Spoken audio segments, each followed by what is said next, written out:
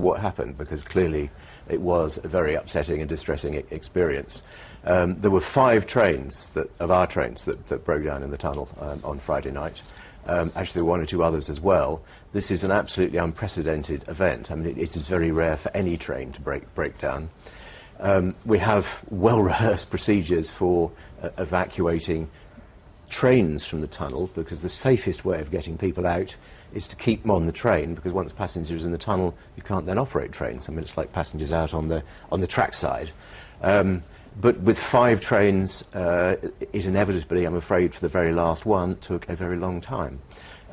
Was the original plan to drag those trains out of the tunnel? Is that the normal procedure? That is the normal procedure, either with one of our own trains, which is the quickest way of doing it, just to couple up and either push or haul. But because our trains had all broken down, that wasn't possible. And then there are standby locomotives that Eurotunnel have and to take trains out. They are kept at either end of the tunnel.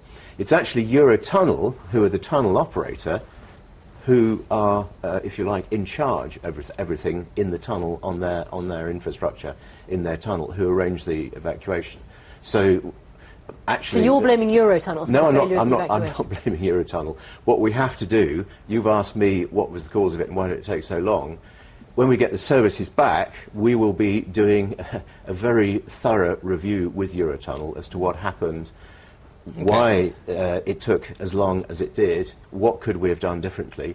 On our side, clearly, we're wanting to understand what it was that caused this unprecedented number of breakdowns. Okay, some things we can't know at the moment, and obviously we don't know exactly about the engineering side of it. What we do know is the first-hand accounts of those people who were caught up in this. Very harrowing accounts. There's people who didn't have water, there were complaints about the air quality, and it was so hot in the trains, people having panic attacks, complete lack of information, drivers not talking to passengers, off-duty police officers apparently taking command of the trains and deciding when to disembark.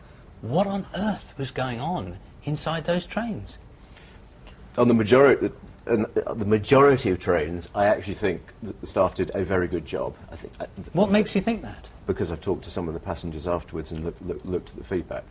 But clearly, you know,